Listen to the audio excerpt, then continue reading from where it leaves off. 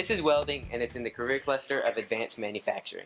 In this job, you have a lot of excellent opportunities and a lot of room to advance in your career. And you learn how to work with metal properly and machines. Let's go check it out. Well, there's a lot of jobs around this area, like factory jobs and stuff that contain lathes and mills and welders, which all are in the shop and all are used in the shop. We do a lot of welding and machining. We got new welders, new machining equipment. Primarily our class is just a welding class. We don't really do much but weld, but on occasion we do use the mills and the lathes and the bandsaws and everything else.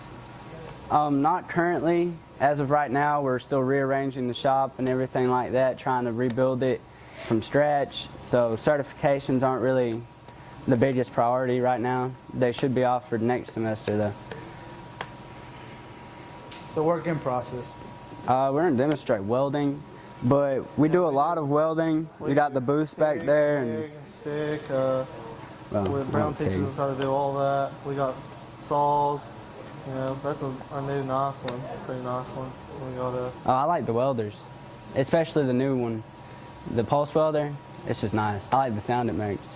The beads it lays. The difference between the old and new one, well, the old one's junk and the new one's not. Yeah, the new one's a high-tech piece of equipment. Right now he's using a pulse welder. He just tacked it up. He's doing the little U shapes, the kind of circle right there, so he can make it look pretty, really. He's getting the weld on both sides of the metal to ensure that they're both tacked well together. The odd sound you might be hearing is because it's a pulse welder. It's not a normal one.